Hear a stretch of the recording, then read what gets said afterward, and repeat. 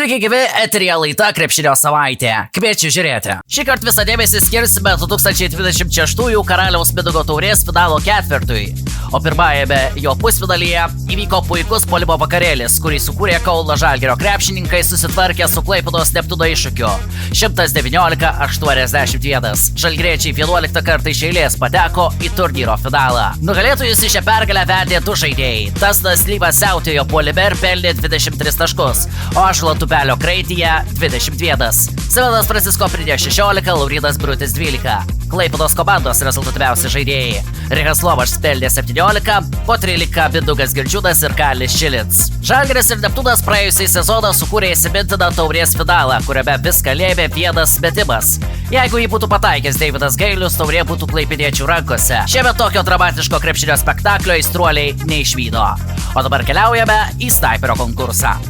Prieš 32 istorijoje snaiperio konkursą jo dalyvių sudėtis buvo gerokai pasikeitusi, o šiame konkurse savo laimę išbandė ir vieno šūvio konkurso nugalėtojas Zigmas Petraitis. Jis krito dar pirmajame etape, surinkęs 17 taškų. Finale įvyko Gargždų atstovo Nojaus Mireikio ir Klaipėdos Neptūno tik konkurso dieną deleguoto Vitalijaus Kozio akistata. Be šių dviejų minėtų krepšininkų į pusfinalį pateko Dovydas Romančenko ir Jordanas Volkeris. Na, o finale triumfavo Nojus Mireikis. Jis surinko 21 tašką ir Vitalijų Kozį įveikė rezultatu 21-16. Prieš 24 metus Nojaus tėtis Audrius Mireikis taip pat varžėsi snaiperio konkurso finale Kauno sporto halėje. Jame Mireikis pralaimėjo Arvidui Macijauskui, tad po 24 metų Nojus Mireikis pabaigė tėčio pradėtą darbą. Antrajame Karaliaus Mindaugo taurės pusfinalyje Vilniaus Rytas įspūdingu stiliumi nutraukė 6 metus trukusį finalo prakeiksmą. Vilniečiai pusfinalio dvikovą prieš Panevėžio Lietkabelį laimėjo 106-89. Nuostabų pusfinalio susitikimą sužaidė Ignas Sargiūnas, pelnęs 29 taškus ir pataikė 7 tritaškius. Jis taip pat atkovojo 6 kamuolius ir surinko 31 naudingumo balą. Džebelas Borisas pralaimėjusiųjų gretose surinko 16 taškų ir buvo rezultatyviausias. Tačiau pagal naudingumą jis nebuvo geriausias. Tokiu tapo Justas Varmanavičius, surinkęs 20 naudingumo balų. Jos atskaidojo 13 taškų, 4 atkoti kamuoliai ir 3 rezultatyvūs perdavimai. Atsigriebti Panevėžio krepšininkams pavyko kitą dieną per mažąjį finalą, kuriame 94-73 buvo įveiktas Neptūno klubas. Lietkabelis jau 10 metus iš eilės iškovojo Karaliaus Mindaugo taurės medalius. Panevėžiečiams tai 6 bronzos medalis istorijoje. Rungtynių pradžia Aukštaitijos ekipos sirgaliams gerų signalų nedavė. Tačiau vėliau panevėžiečiai sportavo vieną kartą, sportavo antrą ir trečiojo kėlinio pradžioje jau triuškino oponentus 53-36. Tai ir buvo kertinis dvikovos spurtas. Bėdas spūdingiausiai šiuo bronziniu triumfu džiaugiasi Lietkabelio atstovas Justas Varmanavičius. Pasižiūrėkite. Daug kas mus nurašė, bet Lietkabelis vis tiek paėmė medalį! Ačiū fanom! Wow. Justai, klausyk, vakar toks sudėtingas mačas ir atrodo, kad tų sunkumų labai buvo. Jūs patys garsiai apie juos kalbėjot, bet šiandien atrodo, kad buvot visiškai kitokia komanda. Kas atsitiko per tą naktį? Nieko, tiesiog išėjom kovot. Ir viskas, kovojam. O dabar švęsim!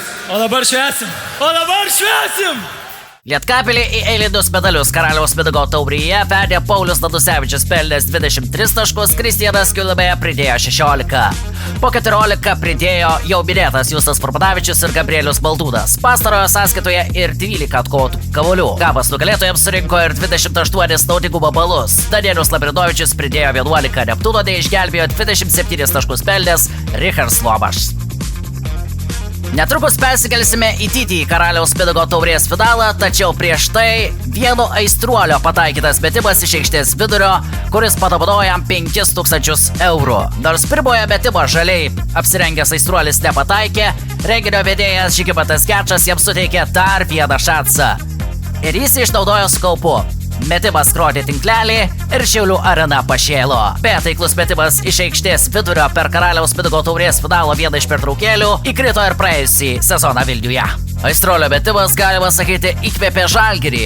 Žaliai balti įveikė Ryto krepšininkus didžiajame finale, 101-85 ir iškovojo karaliaus Mindaugo taurę 7 kartą paeiliui. Apylygė kova finalo rungtynėse buvo tik pirmame kėlinyje, o antrame Žalgiris tiesiog sudaužė Ryto gynybą, kauniečiai kėlinį laimėjo net 37-16. Ir jų pranašumas buvo pasiekęs įspūdingus 28 taškus. Vilniečiai po pertraukos skirtumą sumažino iki 14, tačiau kauniečiai didesnės intrigos vilniečiams sukurti neleido. Mozesas Raitas siautėjo tiek finale, tiek pusfinalyje, o tai jam leido tapti finalo ketverto naudingiausių žaidėjų. Finale Mozesas per 27 minutės pelnė 27 taškus, atkovojo 6 kamuolius, perėmė 1, blokavo 2 metimus ir sukaupė 31 naudingumo balą. O per 2 rungtynes jis rinko po 18 taškų, viduriškais atkovodavo po beveik 5 kamuolius ir rinko 26,5 naudingumo balo. Raitas pirmas amerikietis turnyro istorijoje gavęs naudingiausio žaidėjo prizą. Per Raito rezultatyvumo Žalgirio gretose išsiskyrė Silvenas Pranciskos su 23 taškais ir Ąžuolas Tubelis su 14. Ryto 16 pelnė Ignas Sargiūnas, 15 Speedy Smithas. Čempionams atiteko 40 000 eurų piniginė premija, sostinės ekipai atiteko 25 000 eurų. Žalgiris šią pergalę įtvirtino šio sezono dominavimą Lietuvoje, o kaip kauniečiams seksis tarptautiniame fronte pamatysime. Šiandien aš su jumis atsisveikinu. Ačiū, kad žiūrėjote. Iki.